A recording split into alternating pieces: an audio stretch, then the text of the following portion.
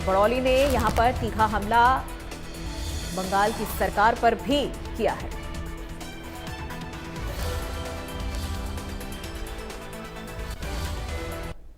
हमारे साथ हैं हरियाणा भाजपा के अध्यक्ष मोहन लाल बड़ोले जी। सर, सबसे पहले तो बात करेंगे महाराष्ट्र चुनाव।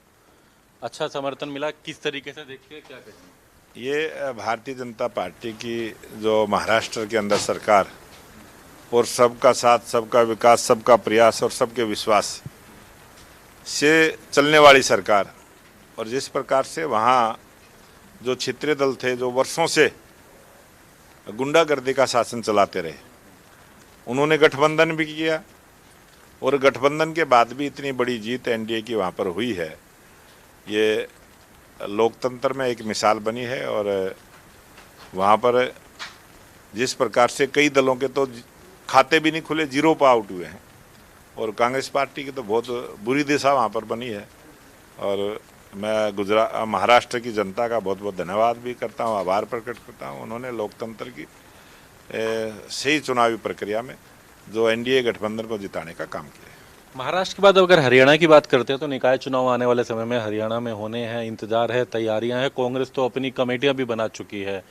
राव नरेंद्र सिंह की अध्यक्षता में अंबाला को लेके, पंचकुला को लेके बात की जाए, सोनीपत को लेके बात की जाए, बीजेपी की क्या तैयारियां हैं, किस तरीके से इस निकाय चुनाव को देख रही है? हमारा पार्टी की कोर ग्रुप की बैठक भी यहीं दिल्ली में ही हुई थी, और उसमें निर्णय लिया गया है हम भी कमेटियां बनाएंगे, लेकिन हमारा शेड्यूल जारी हुआ है, राष्ट्रीय चुनावी प्रक्रिया चालू है, और उसके बाद हमारी बैठकें होंगी और हम भी उस टीम का गठन करेंगे। और भारतीय जनता पार्टी तो चुनाव में हमेशा से तैयार रहती है। हम तो हमेशा चुनावी मूड में रहते हैं, और हमारी पहले से बहुत सारी तैयारियां हैं।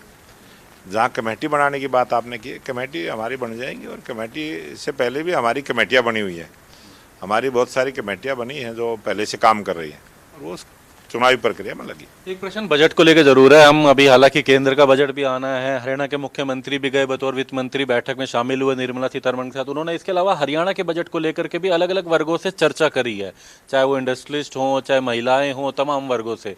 लेकिन जब हम बात करें भारतीय जनता पार्टी की, तो 217 वादे संकल्प पत्र में थे, 46 से ज़्यादा पूरे भी हुए। क्या इस बजट में तस्वीर नजर आएगी उन संकल्प पत्रों के वादों की बात की जाए जो सोच लेके बीजेपी ने सरकार में आ गई? भारतीय जनता पार्टी का जो संकल्प पत्र है, और वो अक्सर से उसका पालन करते हुए हम उसको पूरा करते हैं। और अब तक की जो सरकार ने 57 अपने वायदों को पूरा करने का काम किया है, और 90 ऐसे वायदे हैं बहुत जल्दी जो अप्रैल तक उनको पूरा करने का हम काम करेंगे। और बहुत सारे काम ऐसे भी हैं जो हमने अपने संकल्प पत्र में नहीं कहे थे, उनको भी हम पूरा करने का काम करेंगे।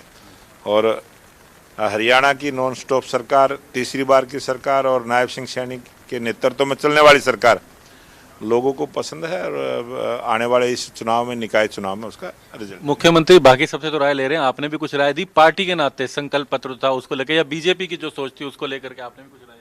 भारतीय जनता पार्टी के हमारे जितने भी सक्रिय कार्यकर्ता हैं वो सब राय देते हैं, और सबकी राय को उसमें सम्मिलित करने का काम करते हैं। एक अंत में एक प्रश्न बंगाल को लेकर के भी करें। एक बीएलओ की मौत हुई, हालांकि जांच की बात की जा रही है कि आत्महत्या जो है वो क्या कारण था, कौन जिम्मेदार है, किस तरीके से देखते हैं? लगातार हम देख रहे हैं बीजेपी की तरफ से भी इस बात को लेकर के या विरोध की बात की जा रही है। टीएमसी के गुंडों के द्वारा अशोक जो एक चुनावी प्रक्रिया में लगे थे, 110 नंबर बूथ के अधिकारी थे, और जिस प्रकार से उनके साथ जो बहुत बड़ी दुर्घटना, मैं इसको ये कहूँगा कि जो टीएमसी के गुंडों के द्वारा प्री प्लान जिस मानसिकता के साथ की गई है, इसकी जितनी निंदा की जाए उतनी कम है। लेकिन लोकतंत्र को मजबूत करने के लिए जो चुनाव आयोग ने जो प्रक्रिया शुरू की है, उसमें स्टेट सरकार की जिम्मेवारी होती है कि उनका सहयोग करे, लेकिन स्टेट सरकार उसके खिलाफ जो काम कर रही है, जिस प्रकार से अपने अधिकारियों पर ही उनके अधिकारी जिस प्रकार का जुल्म कर रहे हैं, ये बहुत निंदनीय है।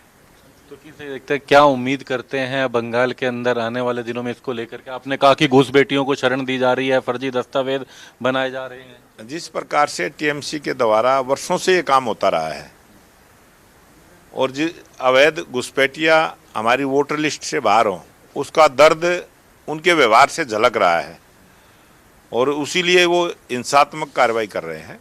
और आने वाले समय में जब चुनाव होंगे तो बंगाल की देशभक्त जनता है वो उसका जवाब देगी।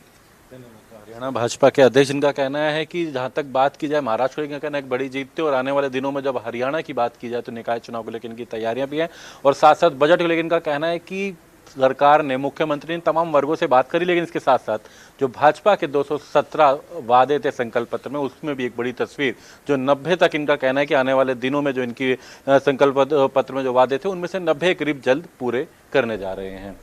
दिल्ली से सहयोगी इंद्र के साथ दीपक शर्मा, इंडिया न्यूज। तो फिलहाल बुलेटिन में मेरे साथ बस इतना ही। प्रदेश की तमाम खबरों के लिए आप देखते रहिए इंडिया न्यूज हरियाणा।